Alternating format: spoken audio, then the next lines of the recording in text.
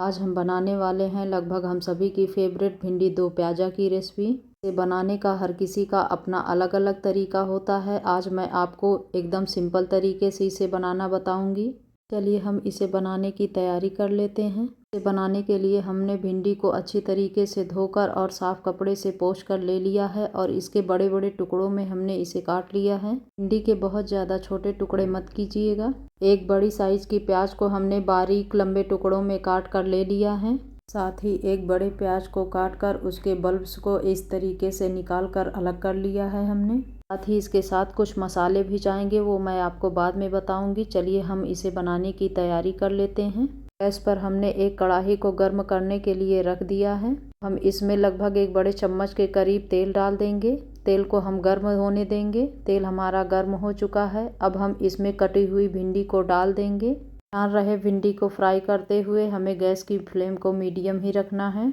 हम सारी कटी हुई भिंडी को एक साथ डाल देंगे। अब हम इसे चलाते हुए अच्छी तरीके से फ्राई कर लेंगे। भिंडी को काटने से पहले आप इसे अच्छी तरीके से टाइम हो तो सुखा लीजिएगा, नहीं तो किसी सूखे कपड़े से इसे अच्छी तरीके से पोंछ दीजिएगा। पोंछकर ही भिंडी को काटिएगा, नहीं तो भिंडी में जो लिसलिसापन होता है वो आ जाएगा और भिंडी बहुत अच्छी तरीके से फ्राई नहीं हो पाएंगी। हम भिंडी को बीच बीच में चलाते हुए 3 से 4 मिनट के लिए इसे फ्राई कर लेंगे। भिंडी हमारी आधी पक चुकी है। अब हम इसमें बड़े साइज़ के कटे हुए प्याज को डाल देंगे। इसे भी हम साथ ही चलाते हुए फ्राई कर लेंगे। प्याज को हमें बहुत ज़्यादा फ्राई नहीं करना है, बस ये हल्का सा सॉफ्ट हो जाए, बस उतना ही हमें इसे फ्राई करना है। आप देख सकते हैं प्याज हमारी हल्का सा सॉफ्ट हो चुकी है। अब हम इसे इसी स्टेज पर बाहर निकाल लेंगे। सारी फ्राई की हुई प्याज को हमने बाहर निकाल लिया है। अब हम उसी कढ़ाई में थोड़ा सा ऑयल डाल देंगे।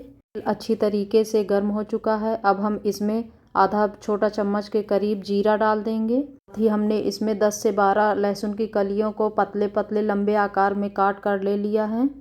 अब हम सभी कटे हुए लहसुन को इसमें डाल देंगे। अगर आप डालना चाहें तो इसमें अदरक और लहसुन का पेस्ट भी डाल सकते हैं, इससे भी बहुत अच्छा टेस्ट आता है सब्जी में। साथ ही हमने थोड़े से अदरक को बारीक काट कर ले लिया है। अब हम इसमें कटे हुए अदरक को भी डाल देंगे। हम इसमें 3 हरी मिर्च को बड़े टुकड़ों में काट कर ले लिया है। साथ ही हम इसे भी इसमें डाल देंगे। अगर आपको तीखा बहुत ही ज़्यादा पसंद हो तो आप हरी मिर्च की मात्रा को और बढ़ा सकते हैं। अब हम इन सभी चीज़ों को हल्का सा भून लेंगे। हमें अदरक और लहसुन को बहुत ज़्यादा फ्राई नहीं करना है, बस हमें इसका कच्चापन निकालना है और लहसुन हमारे थोड़े से सॉफ्ट हो जाएं, बस हमें इतनी ही देर इसे पकाना है। साथ ही हमने जो लंबे आकार में काट कर प्याज को रखा था उसे भी हम ले लेंगे और तड़के में इसे भी हम डाल देंगे। प्याज को भी हम हल्का सा भून लेंगे।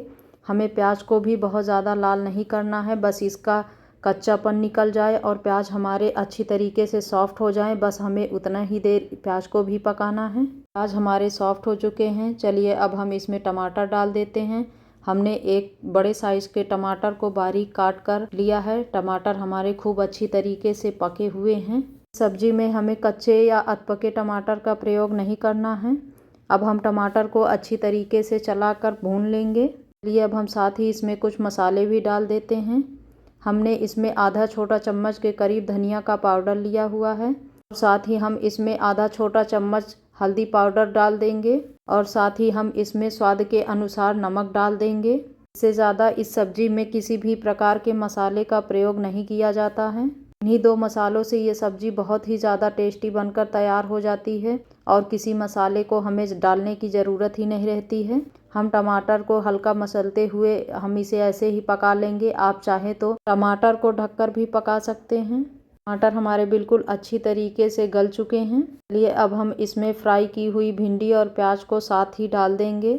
सभी चीज़ों को हम अच्छी तरीके से मिक्स कर लेंगे कि मसाले सारी सब्जियों में खूब अच्छी तरीके से लग जाएं। अगर वीडियो हमारी पसंद आए तो लाइक, सब्सक्राइब और शेयर करना ना भूलें और बेल आइकन को ज़रूर प्रेस कर लें ताकि हमारी नई नई वीडियो आप तक पहुंच सके।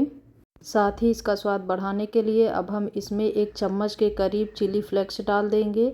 चिली फ्लेक्स को आप स्किप नहीं कीजिएगा, इससे सब्जी में बहुत ही अच्छा टेस्ट आता है। चिली फ्लेक्स को हम अच्छी से मिला देंगे। भिंडी डालने के बाद अब हम गैस की फ्लेम को बिल्कुल लो कर देंगे और धीमी आंच पर बिल्कुल हम भिंडी को अच्छी तरीके से पकाएंगे। भिंडी में ना तो हमने दही डाला है और ना ही पानी डाला है, इसलिए गैस की फ्लेम को हम बिल्कुल लो करेंगे ताकि ये नीचे से जले नहीं और इसे अच्छी तरीके से हम पका लेंगे। साथ ही हम इसे बीच बीच में चलाते हुए अच्छी तरीके से पकाएंगे। अगर आप चाहें तो भिंडी को ढककर भी अच्छी तरीके से पका सकते हैं। धीमी आंच पर भिंडी को पकाते हुए हमें लगभग 4 से 5 मिनट हो चुका है। आप देख सकते हैं भिंडी हमारी खूब अच्छी तरीके से पक चुकी है। से लोगों को भिंडी और ज़्यादा लाल की हुई पसंद आती है। अगर आपको भी ऐसी ही पसंद आती है तो थोड़ी देर इसे और पकने दीजिएगा।